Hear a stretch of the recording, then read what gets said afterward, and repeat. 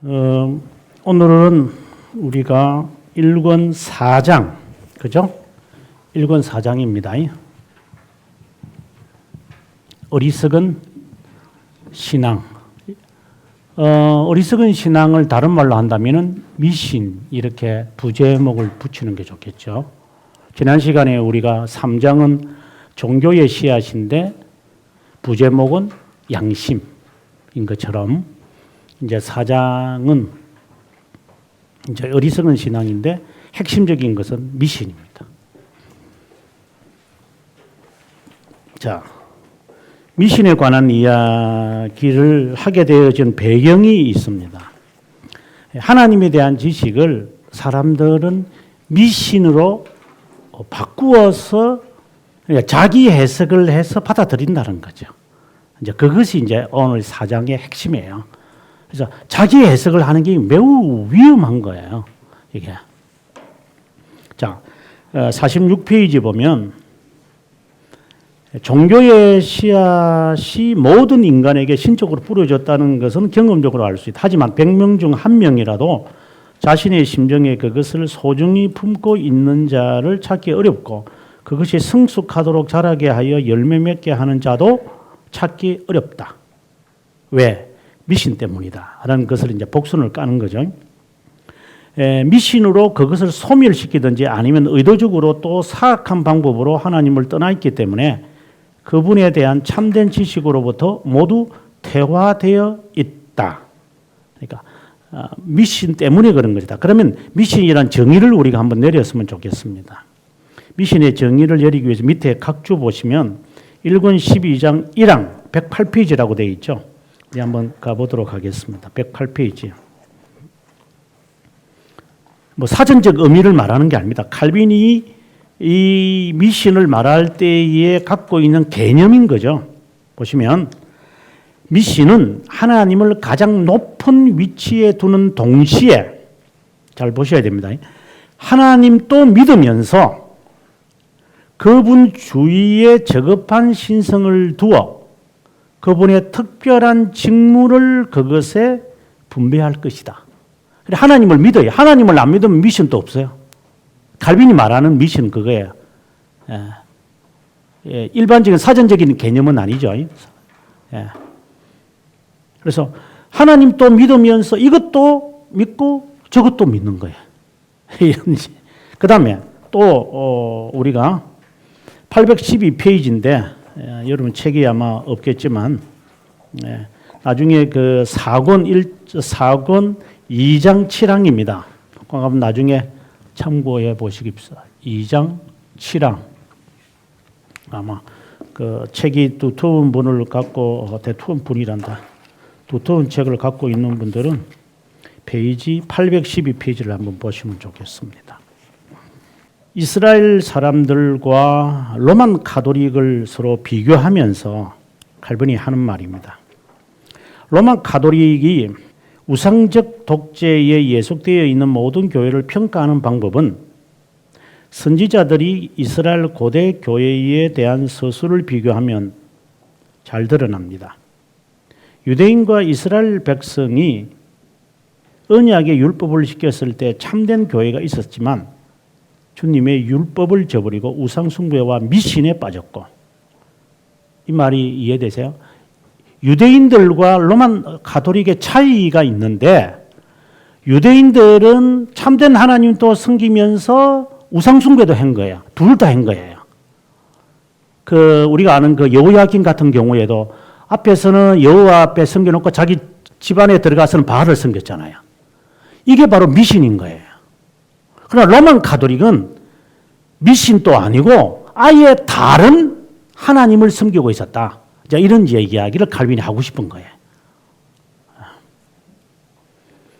하지만 주님의 율법을 저버리고 우상숭배와 미신에 빠졌고 부분적으로 그 특권, 율법의 진리의 교리를 가졌던 것을 부분적으로 상실했다.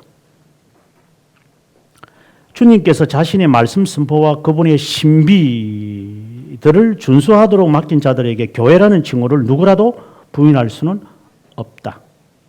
적어도 로만 가톨릭을 말하는 게 아니라 유대인들은 교회라는 것을 그래도 뭔가를 지키려고 했지만 로만 카톨릭은 아예 아니다. 이제 그 말을 하면서 이제 미신에 관한 이야기하는 거예요. 그래서 칼빈이 말하는 미신의 정의는 뭐냐? 하나님 또 섬기는 동시에 잡다한 것까지도 같이 수행하면서 살아가는 것.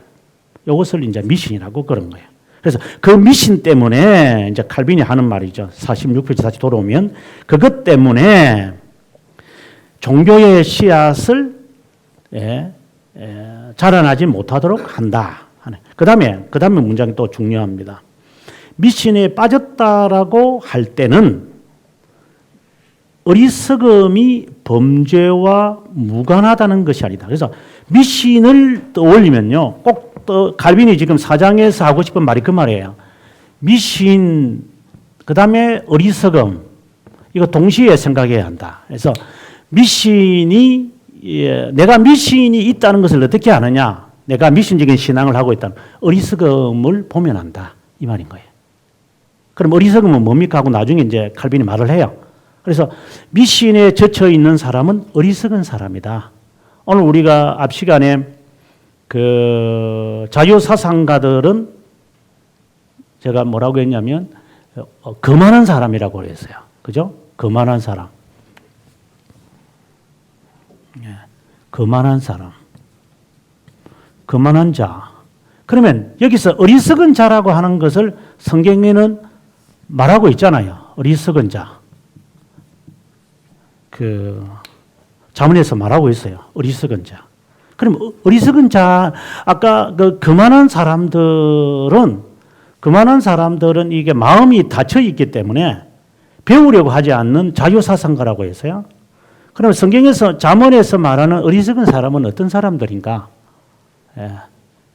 이 사람들은 그 배움에 있어서의 감각이 없어요. 그러니까 또 뭐 감각이 없다기보다는 어떤 일에 대하여 부도덕한 삶을 사는 사람이다. 이렇게 말한다. 그러니까 센스티브하지 않는 거예요. 민감하지 못한 거예요. 민감하지 못한 사람을 성경은 어리석은 자라고 그래요. 그러면 그걸 그대로 갖고 오면 미신에 빠진 사람은 어리석음으로 가거든요.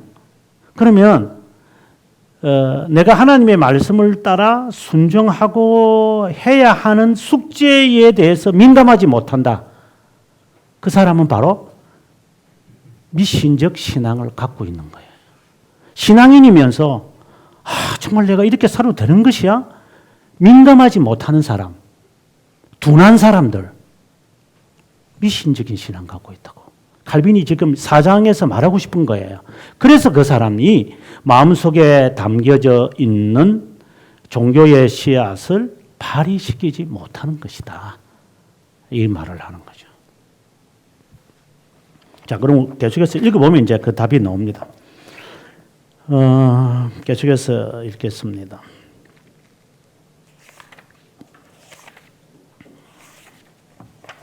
좋습니다. 헛상과 그다음 계속해서요.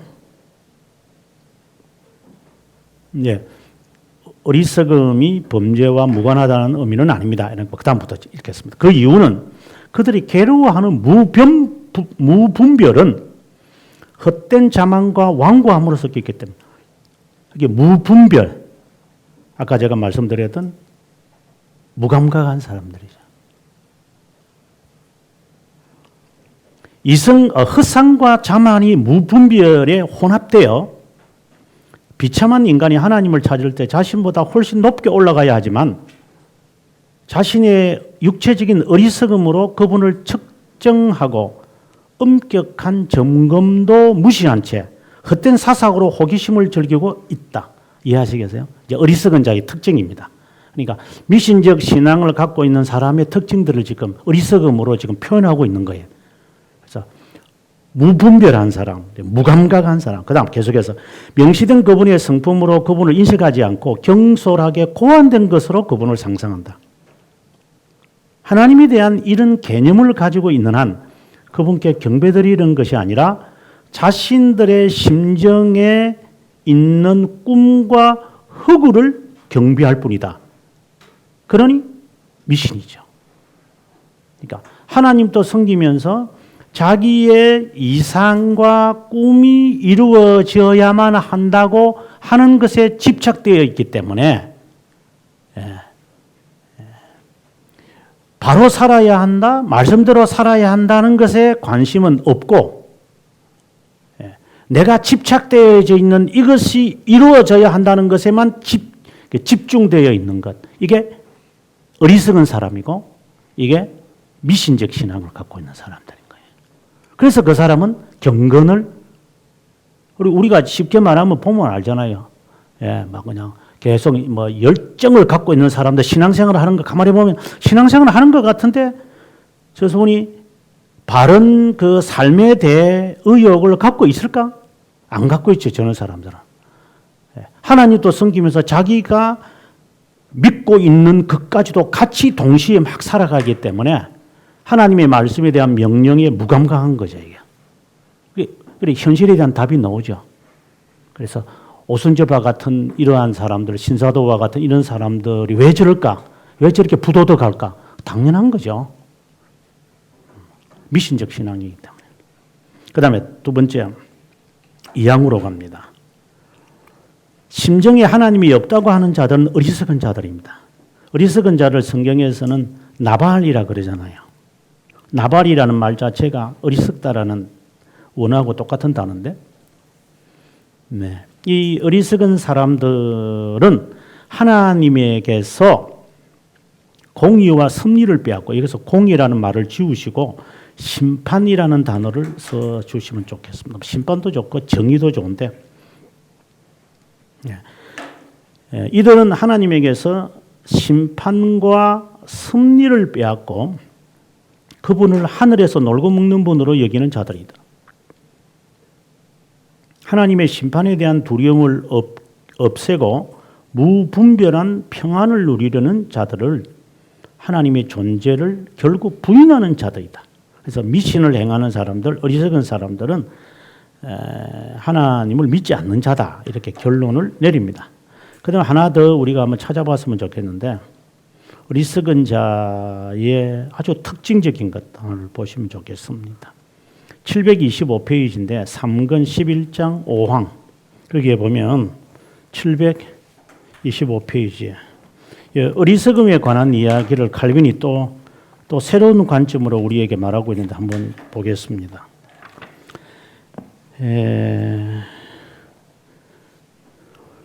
725페이지 첫째 줄만 읽겠습니다. 예지와 예정론을 하나님 안에 두어야 하고 예정을 예지에 종속시키는 것은 어리석은 자세입니다. 하나님의 예지라고 말할 때는 모든 것이 항상 그분의 눈 아래에 있었고 영속적으로 있다는 것을 의미합니다. 그분의 지식에는 미래나 과거가 없고 모든 것이 현재일 뿐입니다.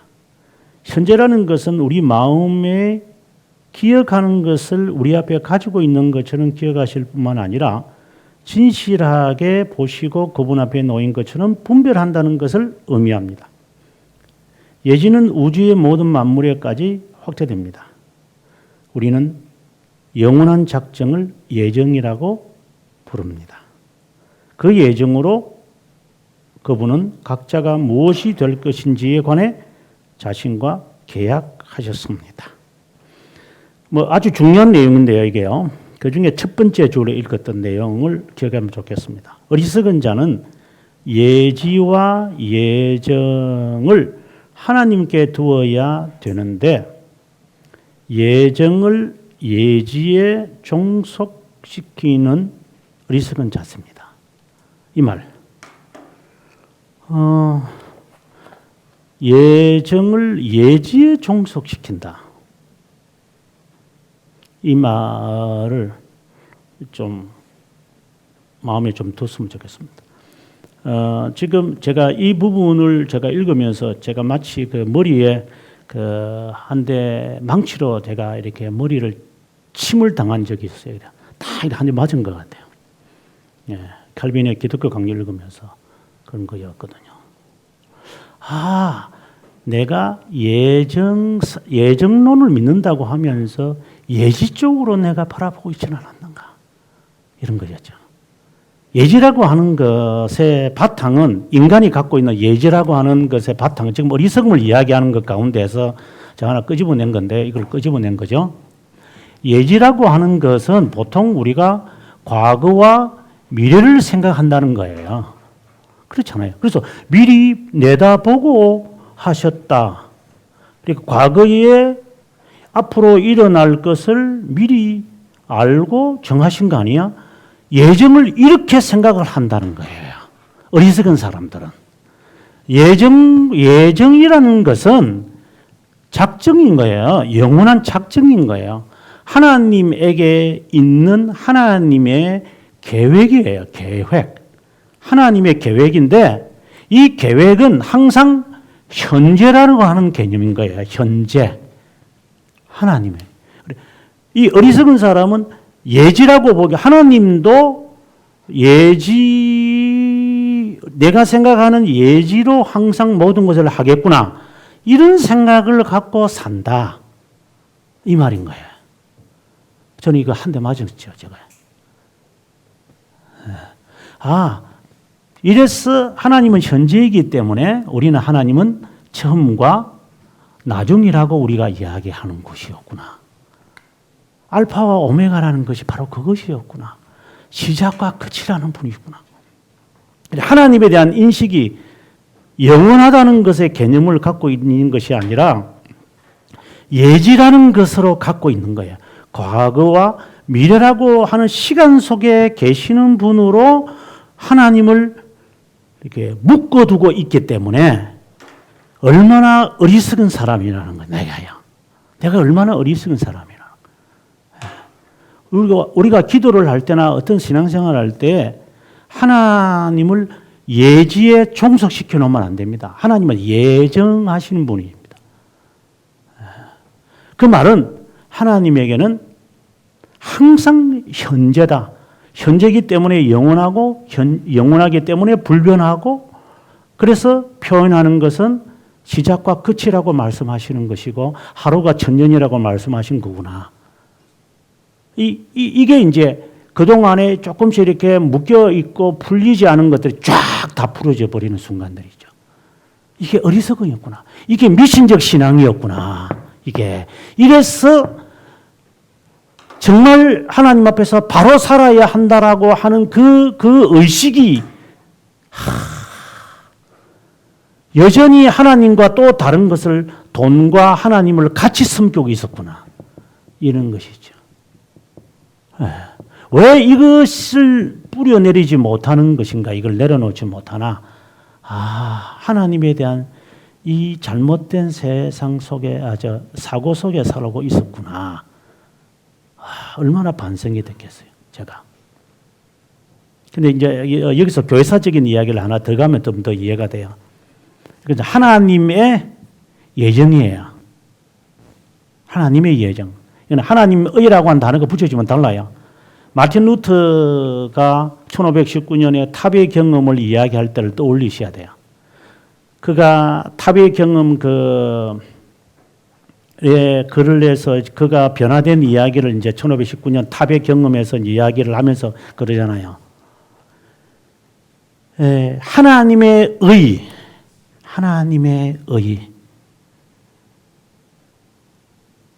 의라고 하는 것에 항상 생각하고 있었잖아요. 루터는 하나님의 의구나. 하나님의 능력, 하나님의 지혜. 이거는 다른 개념이구나. 이건 루터에게서 엄청난 변화인 거예요. 그냥 의, 능력, 지혜 이게 아니라 하나님의 의, 하나님의 능력, 하나님의 지혜라는 말은 다르구나. 우리가 말하는 예지라고 말할 때는 하나님의 예지할 때는 개념이 달라요. 우리가 말하는 예지는 이렇게 되지만 하나님의 예지하면은 현재라는 개념이에요. 이게요. 그래서 우리가 갖고 있는 이 단어의 개념을 하나님에게 적용시키는 이 어리석음 속에 항상 거하고 있었구나. 이런 이 미신적인 신앙이 있을 수밖에 없는 거죠. 나처럼 생각하는 거죠. 이게. 하나님을 자꾸. 이게 루터를 무너뜨린 거예요. 이게요. 그래서 칼빈이 그 말을 지금 하고 싶은 거죠. 하나님의 예지란 현재다. 과거와 미래가 있는 게 아니다. 하나님을 의식할 때에 그렇게 늘 마음에 둬야 한다. 그 말을 지금 하고 싶은 거죠. 하나의 충격적인 이야기였어요. 계속해서 읽겠습니다. 하나님의 심판에 대한 두려움을 없애고 무분별한 평안을 누리는 자들은 하나님의 존재를 결국 부인하는 자들이다. 어리석은 자를 지금 이야기하고 싶은 거죠. 그 다음 페이지 넘어가서 48페이지에 이런 방법으로 많은 사람들은 미신의 옷을 입고 헛된 상상을 한다. 종교에 대한 일종의 열정으로 만족할 수 있다고 말하지만 무한 기준인 하나님의 뜻에 순종하는, 즉 순응하는 참된 종교에는 관심이 없다. 하지만 하나님은 스스로를 부인할 수 없을 뿐만 아니라 개인의 변덕에 따라 변형되거나 환영, 잔상이 아니다. 하나님을 기쁘시게 한다는 미명 아래 외식적인, 자, 그 다음에 이제 두 번째 특징이 나타나요. 첫 번째는 뭐냐면 이제 이 미신이 이런 어리석음으로 나타난다는 거예요. 그 두 번째는 이제 암시를 지금 하고 있는데 칼빈이 이제 계속 읽겠습니다. 외식적인 예배를 드리는 경우가 있고 잡신들을 공경하고 경배하는 경우도 있다. 고안된 의식으로 경배하는 것은 자신을 경배하는 것이다. 이건 하나님을 우롱하는 것이다. 그래서 유일하신 하나님의 존재를 붙잡든지 아니면 잡다 하는 신들을 붙잡든지 이게 미신이잖아요. 그래서 동시에 하나님도 섬기면서 동시에 다른 것을 같이 섬기는 것은 미신인데 바로 이거다 이 말이에요. 그래서 고안적 하나님을 섬기면서 동시에 고안적 예배를 즐기는 것 이거다. 동시성이다 이게. 그래서 그 잡다한 신을 섬기든지 안 섬기든지 그건 그렇게 무관심하다. 그게 아까 제가 그랬잖아요. 어리석음이라고 하는 사람들은 무감각하다고. 이 개념화가 없어요. 예, 개념화가. 그럼 드리면 되는 거지. 이유는 참된 하나님을 떠남으로 남는 것은 밉살스러운 우상만 남게 되고 경우를 분구분하지 못하기 때문이다. 자, 이렇게 해놓고 이제 두 번째 이야기 나옵니다. 그게 뭐냐? 어리석음과 함께 두 번째가 나타나는데 그것은 바로 외식이다. 이렇게 말합니다. 외식이다. 그래서 미신의 두 번째 나타나는 모습, 외식이다. 다른 것을 고안할 것이다. 왜 외식이 나타날까요? 그것은 49페이지 이제 첫째 줄을 가보면 하나님의 위엄성에 대한 존경심에서 나오는 두려움이 대신에 강압적이고 노예적 두려움을 느끼고 그분의 판단이 자신의 판단을 왜곡시킨다고 느끼기 때문이다. 굉장히 부담스러운 거예요. 하나님의 말씀을 따라 사는 것이 두렵고요. 또 싫어요. 그러니까 외식적인 것을 통하여 나는 안도감을 갖고 싶어 하는 거예요. 예를 들어서 이런 거겠죠. 예를 든다면 자기가 사랑하는 아내도 사랑하고 다른 여자도 사랑한다. 그런 남자들이 있잖아요. 뭐 세상에. 그러니까 둘 다 사랑해요. 그러면은 집안에 왔을 때 다른 여자를 사랑하는데 아내한테 좀 더 잘해줘야 되잖아요. 그럼 모션이 더 커지잖아요. 안 그래요? 제가 경험적이 안 했으니 잘 모르겠지만 어쨌든 그렇다니까. 예. 그렇죠. 과도하게.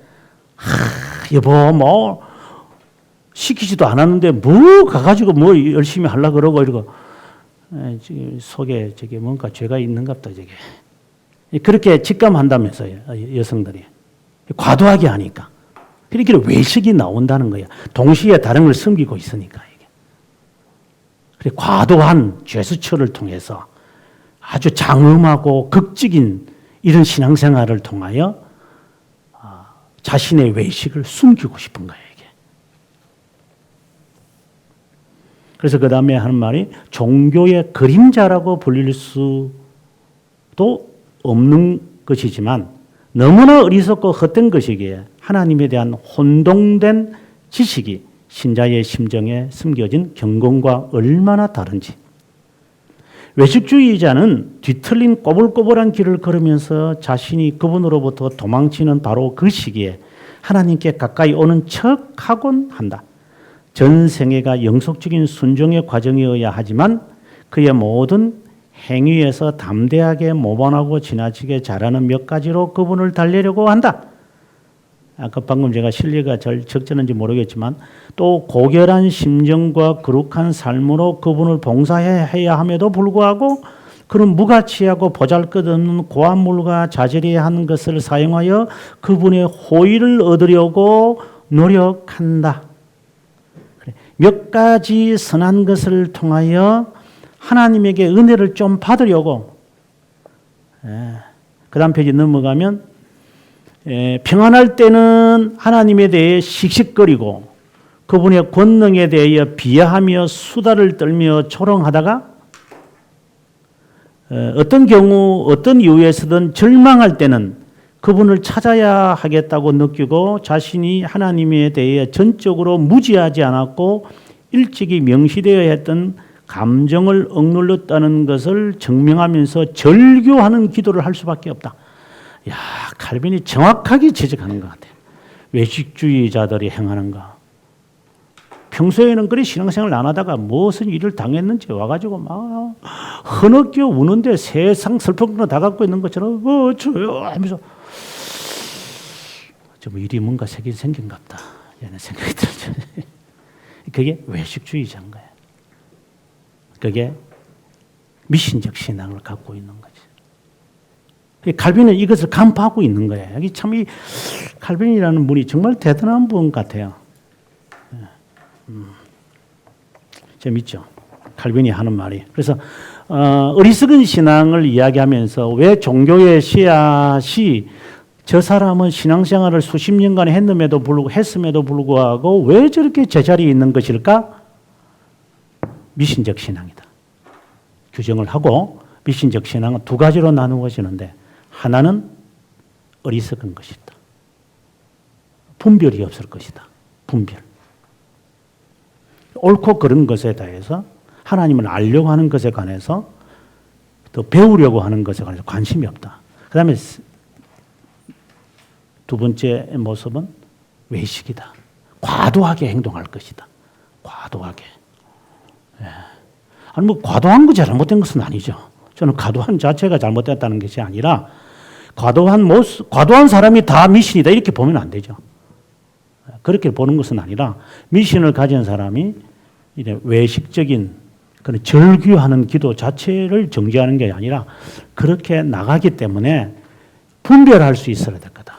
만약에 그렇지 않다면 외식이 아니라면 분별해서 아니라고 하는 것을 그가 스스로가 깨우쳐야만 할 것이다. 그래서 미신은 둘 다 동시에 섬기는 것이다. 이 신앙. 이것 때문에 종교의 씨앗은 발전하지 못한다.